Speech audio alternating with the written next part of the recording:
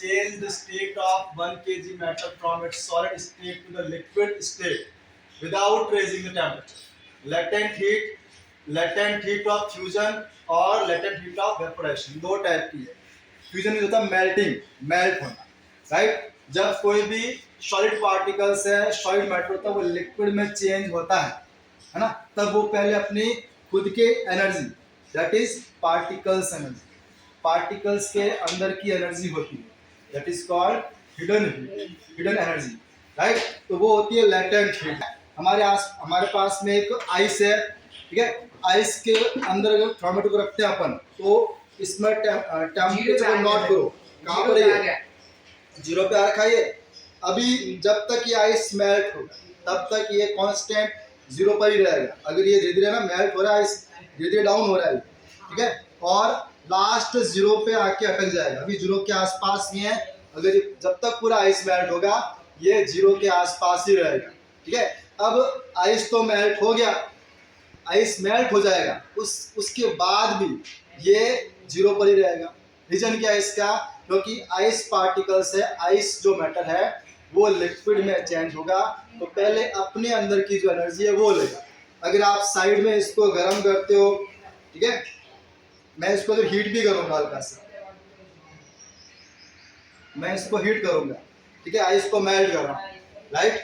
अब हीट यानी कि ये जो इस फ्लेम में टेम्परेचर है वो करीबन 100 के आसपास ज़्यादा ही है. उससे फ्लेम में कितना होता है, गर्म हो रहा है, ठीक है, 100 के आसपास है, आइस मेल्ट होगा, लेकिन फिर भी टेम्परेचर इंक्रीज नहीं होगा. फिर भी क्या है, टेम्परेचर इंक्रीज नहीं होगा. तो इसके पीछे साइंस क्या है ना, वो ये कंटेनर है वो ले रहा है, या फिर ट्राइपॉड स्टेट, या फिर सराउंडिंग में फैल रही है.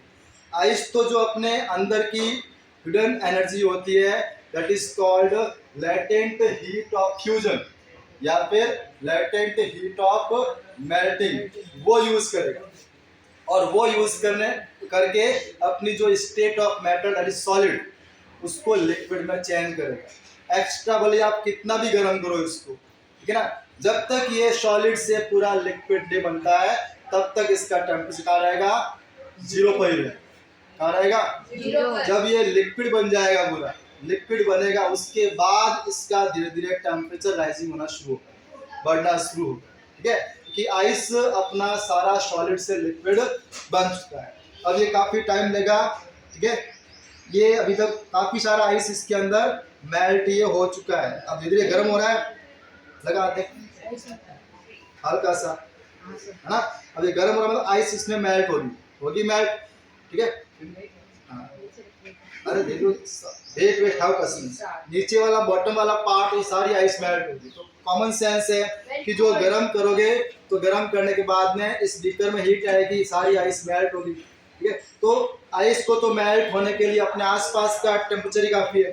फिर इतना गर्म कर रहे हैं, उसके बाद भी इसका देख कितना है टेम्परेचर, अभी तक 0 के आसपास, 0 ही है. कहाँ पर है, 0 ही, ठीक है. जूम कर दे एक बार, दिखा इसको, ये जो टेम्परेचर है 0 ही है.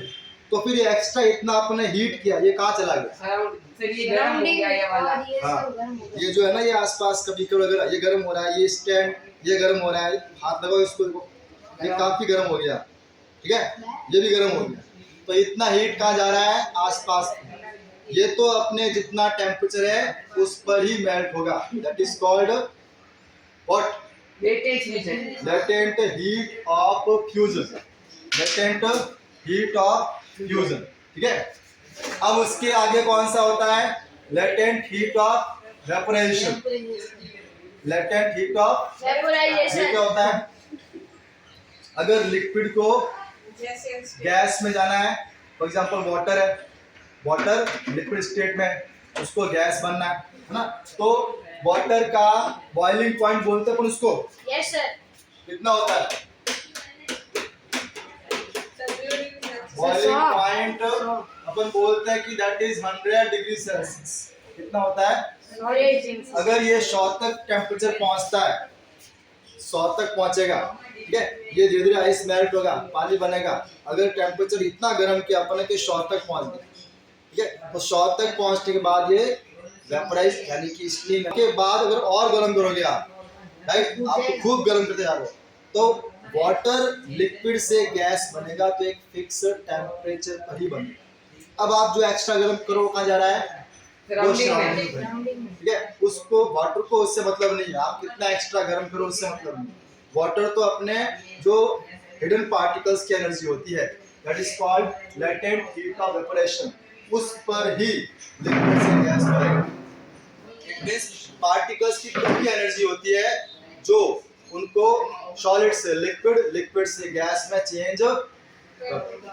ठीक है, तो अगर सॉलिड से लिक्विड में जा रहा है that is what latent heat of fusion, ये सॉलिड के पार्टिकल्स की एनर्जी है। और अगर लिक्विड से गैस बन रहा है उसमें लिक्विड के पार्टिकल्स की एनर्जी है, that is called latent heat of vaporisation. ये बात समझ गए, क्लियर पॉइंट ये? ठीक है, इस मेल्ट हो गया है, ये गर्म हो रहा है, लेकिन अभी टेम्परेचर 0 के आसपास हल्का सा, क्योंकि इसके अंदर पानी बॉटम वाला पार्ट गर्म हो गया इसलिए। ठीक है, लेकिन जब तक ये पूरा मेल्ट नहीं होगा कांस्टेंट, कि अभी इसके आसपास आइस नहीं रही है, ये गर्म क्यों हुआ, क्यों बढ़ा, बिकॉज इसके आसपास सारी आइस हट चुकी है। देखो ध्यान से, इसका जो ये बॉटम वाला पार्ट है थर्मोमीटर है, उसके आसपास की आइस हट चुकी है। अगर चिपकी हुई रहेगी इस मर्क्यूरी से तो फिर टेम्परेचर 0 ही रहेगा। ठीक है, दोनों ही कंसेप्ट अच्छे से याद होने चाहिए, latent heat of evaporation, latent heat of fusion. Clear है? अब